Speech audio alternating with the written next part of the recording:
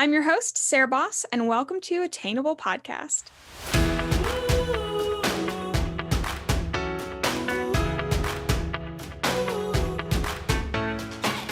Oh my gosh, thank you so much for coming on. I'm so excited to share your story. Thank you so much for being on the podcast. Thank you for having me, Sarah Boss. I'm very excited to be here and talk about my origin story a little bit. Yeah, this is going to be so interesting. So to get us started, can you just give us like a little intro of who you are and what you do now? Okay, awesome. My name's Carrie Roseman, and I'm a portrait photographer. I specialize in personal branding, headshots, and boudoir and fine art photography. I'm also a photography educator and mentor and online course creator. So there is a lot going on in my business. Yeah. And I'm based in Connecticut, and I've been doing this for 17 years. Yeah, she's fantastic. Oh my gosh, guys, if I have any photographers in the audience who are wanting to further their education, like her courses are insane. We'll have all of her stuff like linked down below, but the production value is just incredible. The best like produced courses I've ever seen. So just a little promo for you. So you've been a photographer for 17 years, but what prompted me to have Carrie on the podcast was we talked about her story a little bit, and she's got such an interesting story that was so inspiring to me, and I thought you guys would really love to hear it. There's a lot of ebbs and flows, and I think it's really a story of courage, and so that's why I wanted to share it. So I just kind of want to like dive right in. Can you sort of bring us to the beginning of your story and how you got to where you are now? Yes. And thank you so much for wanting to have this story shared with your audience, Sarah. When you told me, because got specific with you about your podcast, and you said, well, my podcast, aims at like the 20-something-year-old. And I was like, well, I got a story for them because my story is one that continually changes. I'm 43, but I can definitely speak to all this experience from growing up in my 20s and really trying to find myself, which is what this story is about. So I ended up going to college 3 times, trying to figure myself out. In my house growing up, I had 2 older brothers, and there was literally no other option given. Like, you're finishing high school, you go to college, the end. Like, that was what our path was, even though none of us really kind of knew what we wanted to do. I was an athlete growing up, and so I just knew that I wanted to go play softball in college. I had no idea what I wanted to do. I always knew I was an entrepreneur, and that I wanted to do that. The fact that I was an artist came a little bit later. But I went to college right after high school.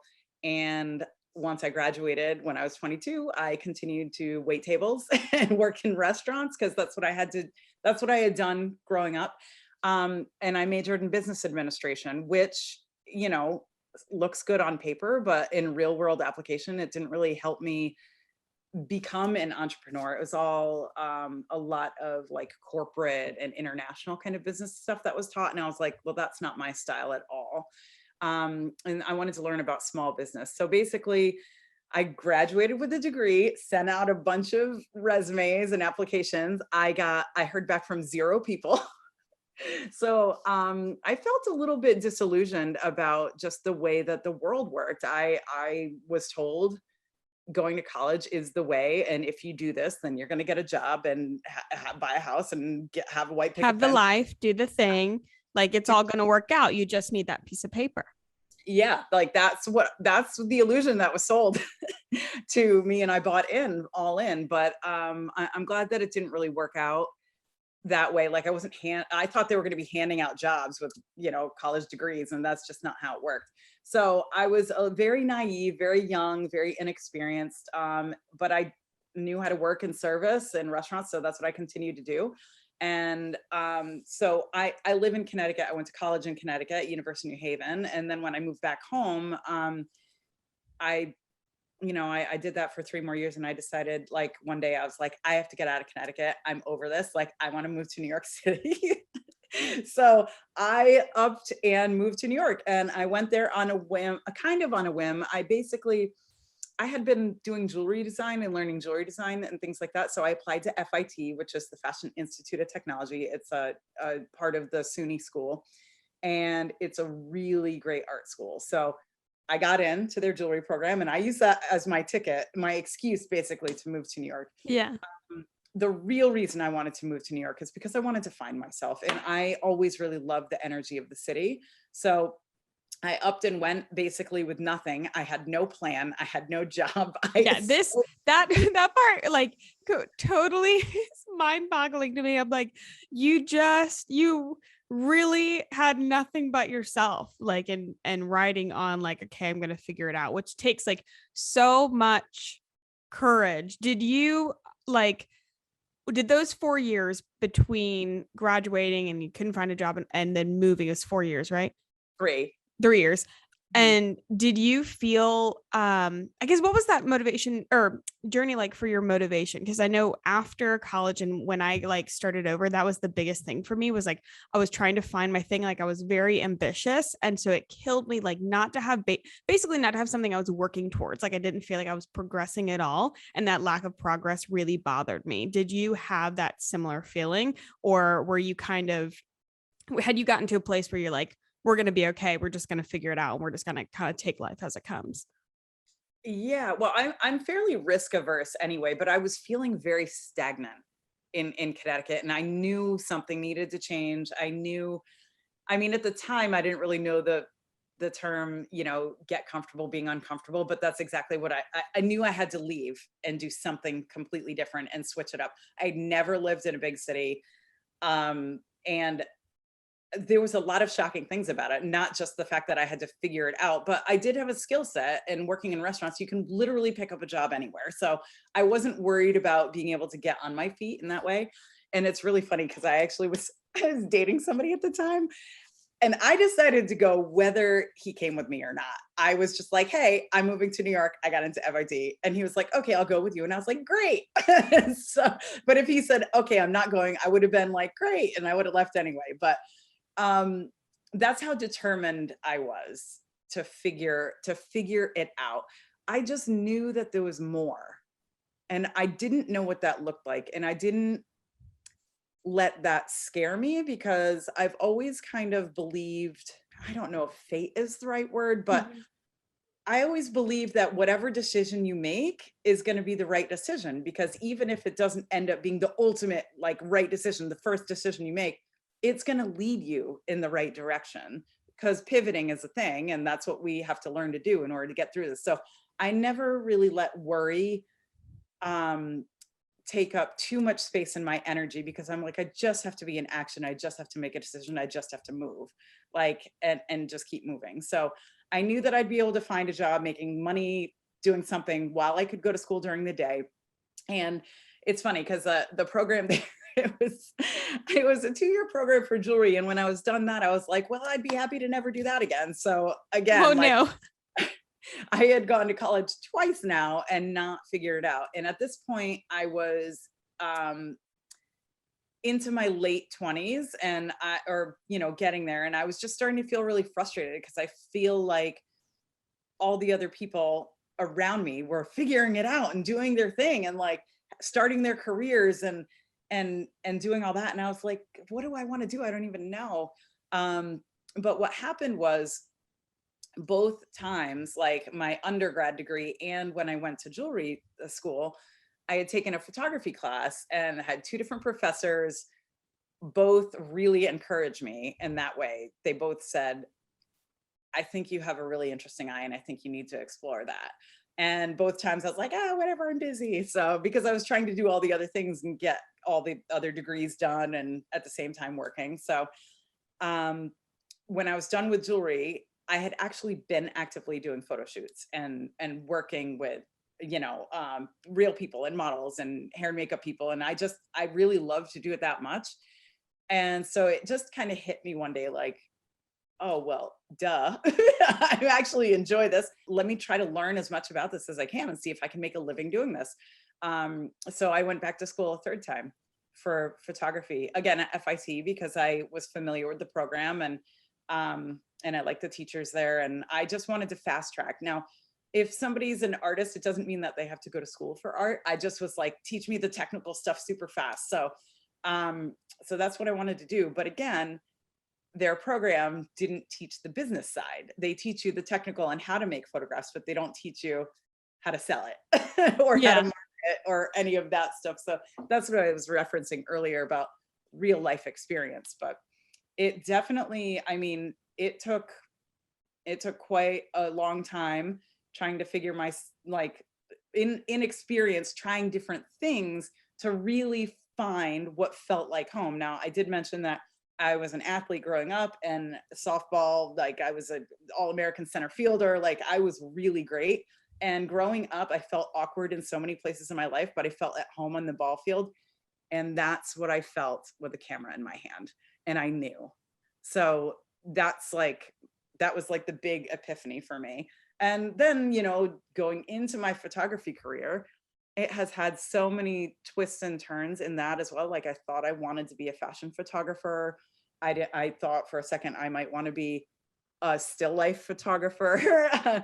I always loved connecting with people though. So I ended up really going that route, but I shot weddings for a number of years after I moved back to Connecticut and had many twists and turns in that adventure too. So it's okay. I want everybody, this is very important. It's okay to try different things. And if you try one thing and it's not what you thought it was, it's okay to pivot.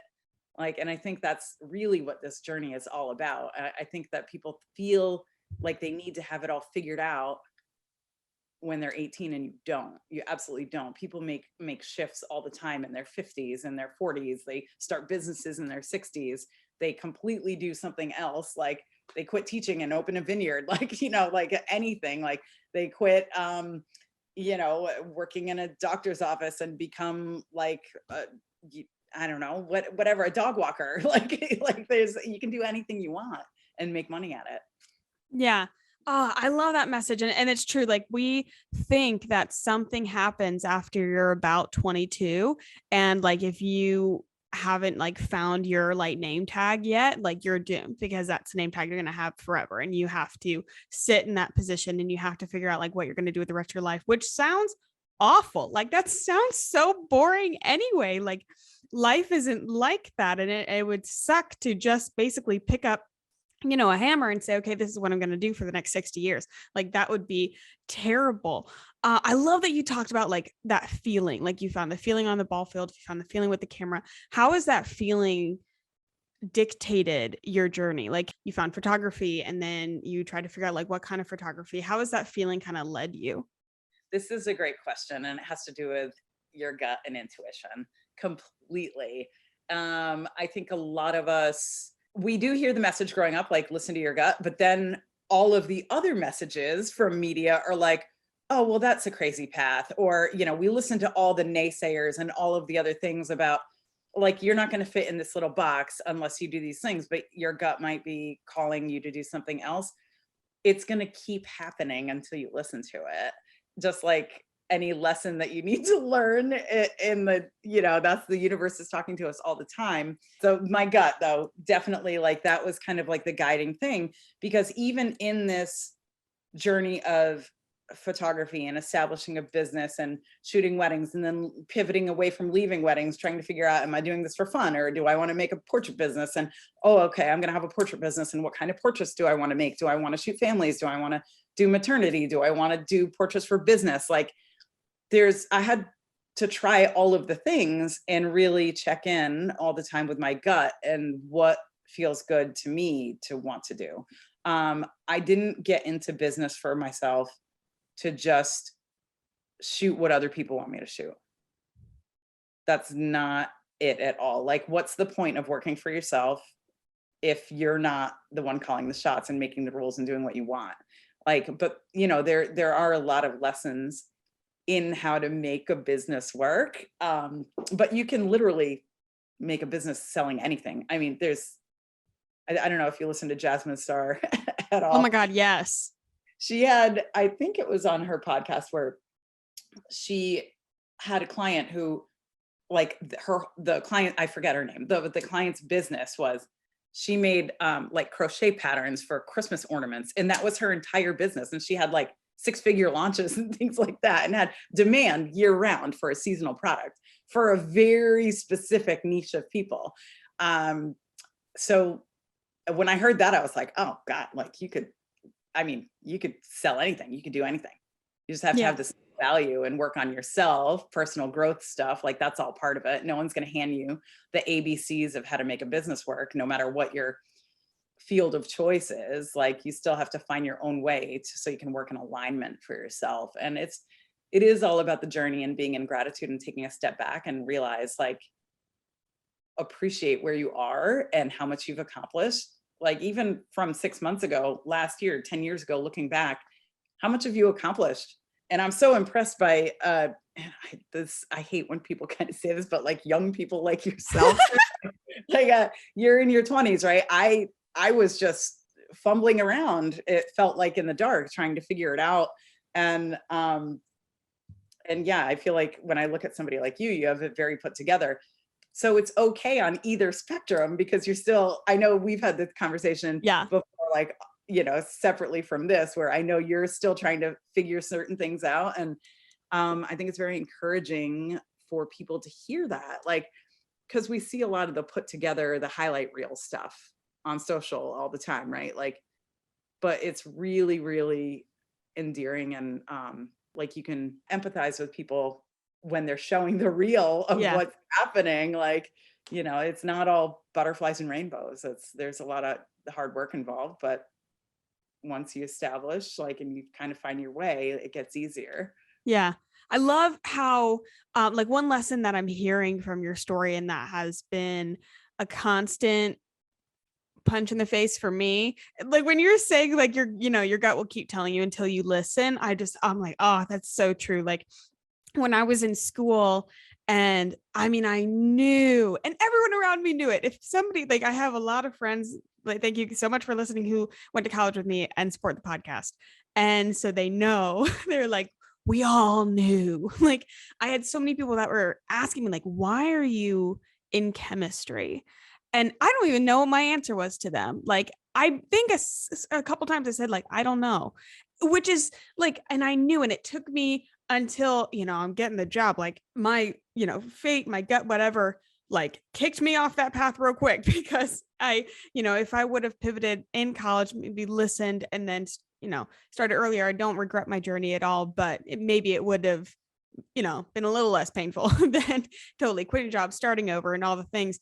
But like one thing that I've learned from there, and then especially in business, and when you said like you can make a business out of anything, I was like, yeah, if you're decisive. Like that's the one I'm hearing, like in your story, you were so or it sounds like you were so accepting of the things that didn't work and the things that you didn't like. I think that we try and hold on to things so tight when a door closes, or we don't like something. We're like, no, I want it to work. Like I want it, it's like resuscitating something. It's like, no, we have to go this way. Everybody said I had to go this way. But you said, hey, like jewelry, yeah, I didn't like that. Shut the door, and then you don't look back. Like you just keep moving, and you're like, okay, what's next? And with the business degree, you're like, yeah, that wasn't right. Shut the door. Keep moving. And you just decided unapologetically, like you were okay with not liking things. You were okay with the doors shutting, and you, at least from the story, seemed like you were okay with the pivot, which I think is really hard to grasp when you're in it. It is. And let me tell you, I was definitely frustrated. Like, it's not like I was just like, okay, well, that didn't work. I mean, sometimes I was like that, but it just had to do with really looking inward and being like, it's a basic question, but does this make me happy? Yeah. Like, well, how does this feel for me? And I think part of the thing about it is we wear all these different hats through our journey. Like, you just said you were wearing the chemist hat and you identified like that. And so when you decide to take it off, it's hard because you're like, that's your identity. Like I was a softball player forever. Like when I wasn't anymore, it was really hard for me to take that hat off. And then when I decided to be a jewelry designer, and then I decided not to do that, I was like, well, I guess I'm not that. Like I had to take that hat off. And then even in photography, I was a wedding photographer for almost 10 years. Taking that hat off was really hard because I had identified as that for so long. And sometimes that transition it takes a while for some people. And the more you pivot though throughout your experience and your career and whatever you're choosing to do, the faster that transition happens though, which is really exciting. And that has to do with, business growth, emotional growth, personal growth, like all of these different levels of growth. When you're trying different things and you're checking in with yourself and seeing how it feels, your recycle time around taking those hats off, making a pivot, feeling into how you want to feel about something, like that all starts to happen much faster. Yeah, you Um, get much more comfortable with that sort of like, you're like, okay, we've been here before.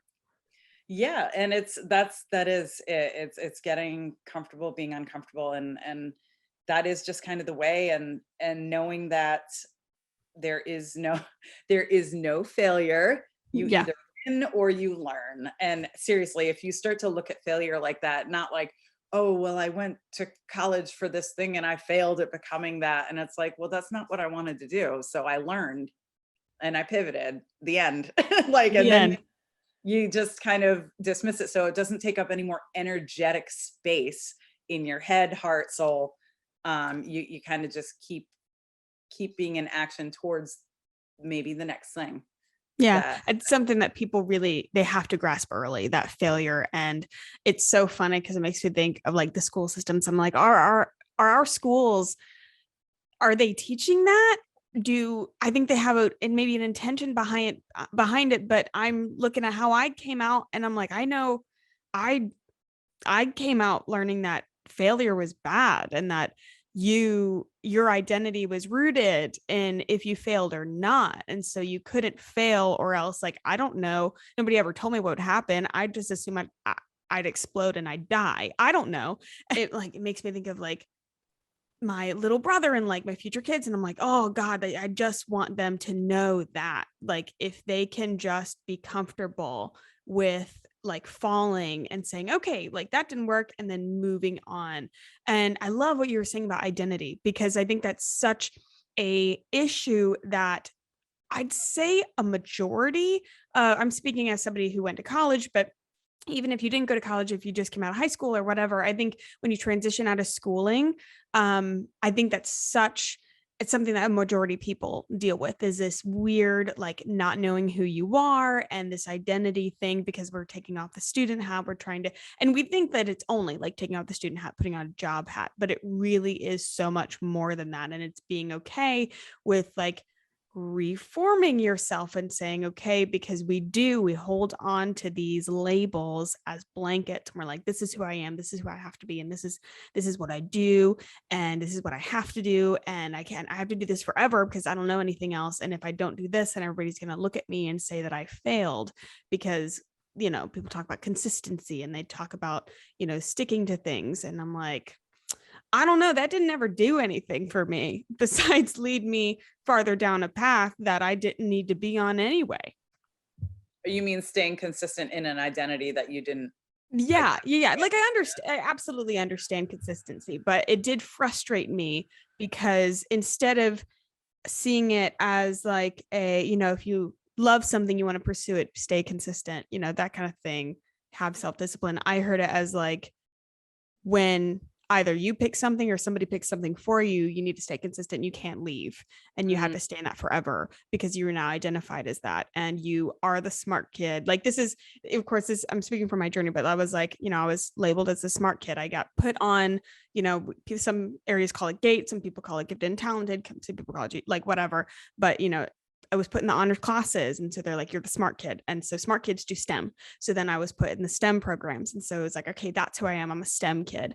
And then I went to college. So, and that's what I needed to do is STEM. I'm a STEM kid and I need to stay consistent because this is the track that I've been on. And I'm an achiever. I'm ambitious. Everybody tells me that I'm a good student. So this is what I have to be. So I chose a STEM career. I did chemistry. And then I get out and I was like, I didn't know what else to do.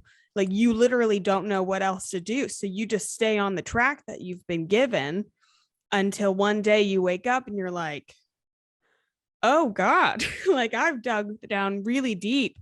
And this wasn't even my choice, or it didn't feel like it. mm. So I think a really important point to make here is that consistency is good, but in the way that you're referring to it, I think we're talking more about pushing. Mm-hmm.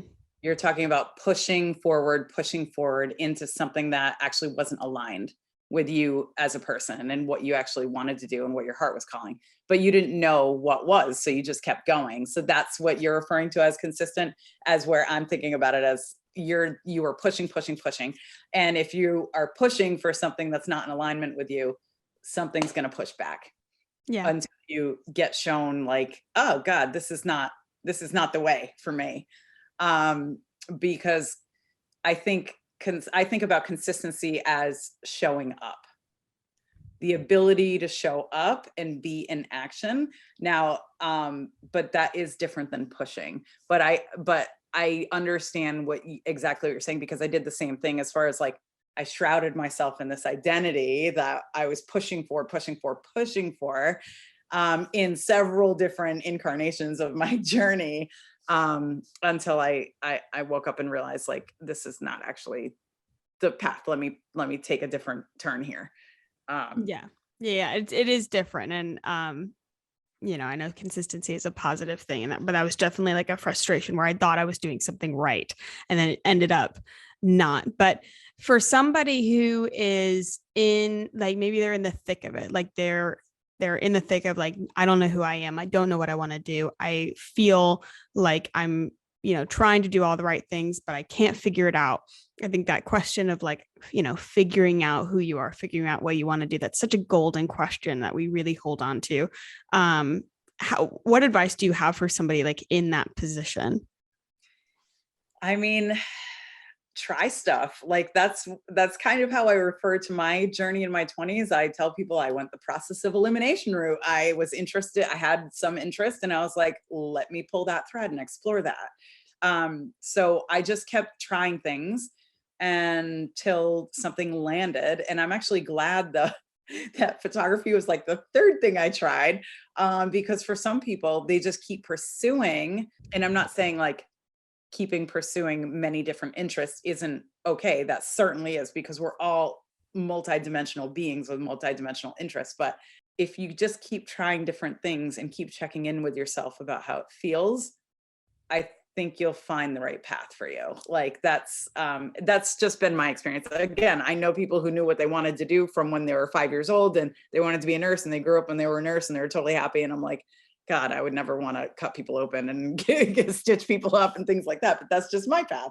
I knew that art was for me, and connecting with people and serving on a totally different level and showing people their inner beauty was my jam. But it took me a long time to actually be able to define it like that. Yeah. And I'm still okay with that morphing, because there's a lot of exciting new things that are happening in my business. And I know that you've seen some of that, Yes. because Yes.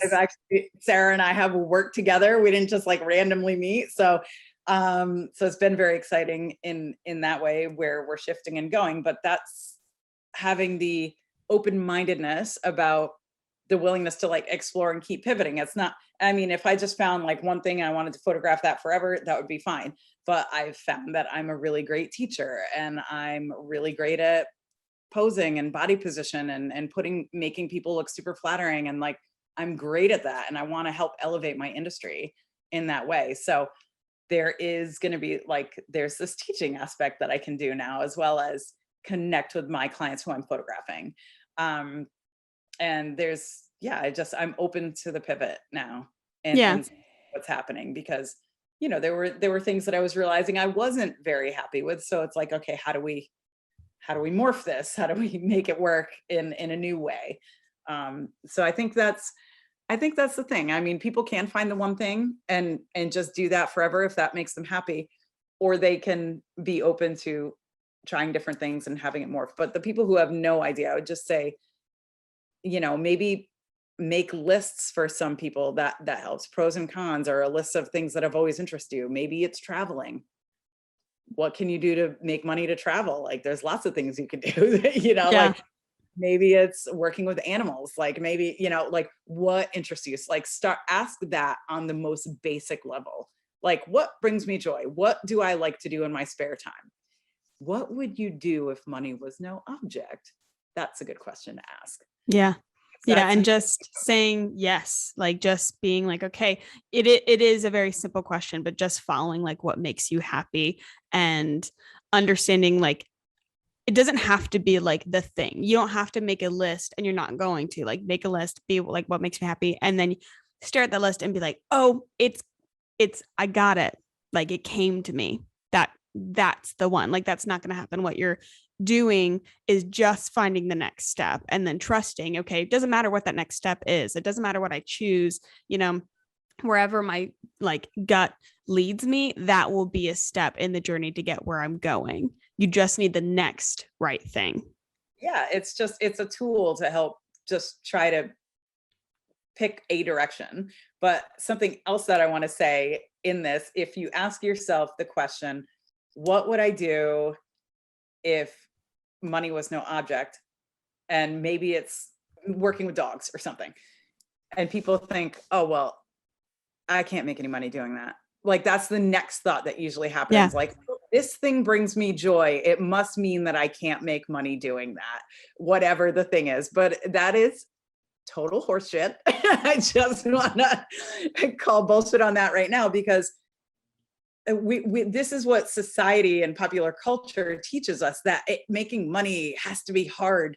Working for yourself has to be hard. Having a career that you love, you must work 80 hours a week. It's not true. We're breaking down these like cultural ideals that were forced upon us and really finding our own way now, which I feel like is so freeing and incredible to see, especially with women entrepreneurs who are like killing it now. And it's so incredible. Obviously male entrepreneurs as well, but seeing the rise of like women making, being self-made and being multimillionaires and spreading that around to other women is absolutely inspiring to me. And I want to be one of those women. So Yeah. but yeah, I hope that answered the question a little bit. I think that it's just, we need to check in with ourselves more, be more curious, and stop the negative things that were like thrust upon us. Like you absolutely can make money doing anything, but everything comes down to self-value though. Like, and everybody's journey for their personal growth, that that means something different. It doesn't mean like that you don't like yourself. It just means, what is your time worth to do something? How do you sell that in a way that feels good?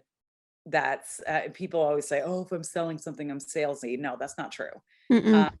If you're selling something and people are interested, it means that you have something that people want.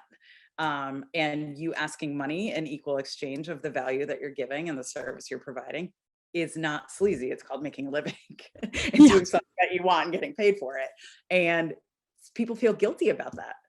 And I want to tell your audience that you don't have to feel guilty about that, but sometimes we have to work through these things, and sometimes these things are built into our subconscious. So that's what I mean by personal growth on all these different levels, is that it's not just like about consciously what we're thinking about. We sometimes have to delve a lot deeper to unwork some of these quote unquote truths that we grew up with, that were embedded in us before we even realized what they were.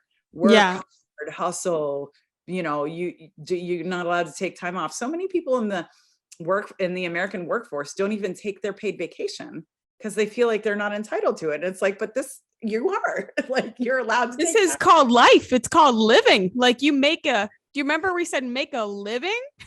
That's what that's for. Yeah. And now you can, for the entrepreneurs out there who are listening, like you can create that to be whatever you want. And there's definitely going to be times of hard work for sure, but it doesn't always have to be hard. The more like you figure it out what it is, and hire people to help you do the things that you don't like to do, don't want to do, don't know how to do.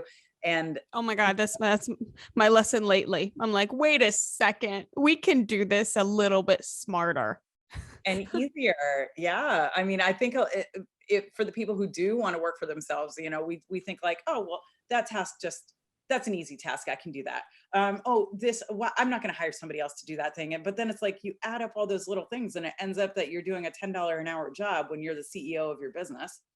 Yeah. And your salary is actually maybe $10,000 an hour. It's like, why would you not outsource these other things to people who can help you and actually create ease in your work life, in your business life, and in all other areas of your life? Like but again, it's usually a process. Like we see these success stories all over the place, and it's like, that person didn't just arrive at where they are.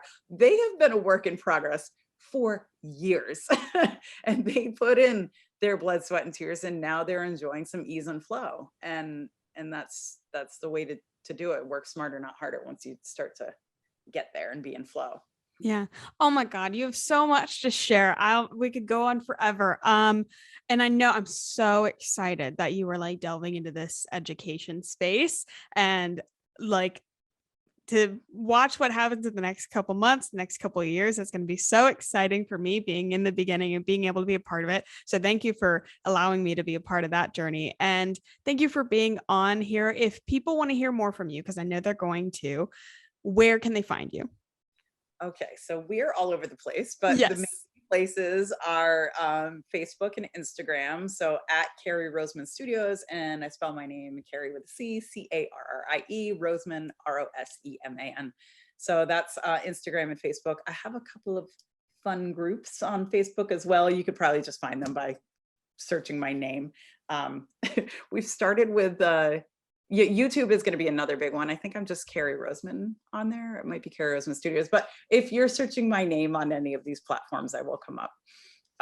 But that's the main place, and email and all the things. But you'll link all the things. The Postmasters is my online. Yes, we'll have everything in the description notes if you want to find her, and we'll have it all labeled for those of you who just want to ask her more questions about her journey, and then those of you who are into the entrepreneurial space, especially if the photographers out there, if you're looking for a mentor and educator or some further education, we'll have all of that down below. Thank you so much for being on. This was so valuable, guys. I hope that you enjoyed. I hope that this inspired you as much as I did. It really motivated me, and just it's a nice reminder to hear the real timeline of somebody's journey, and it kind of validates where you are. If you are in a place where you're feeling lost or you're not sure, I hope that this showed you like that's okay, that's where you're meant to be. It's normal, and it is that is a place to be, is where you don't know who you are, and that's a part of the journey.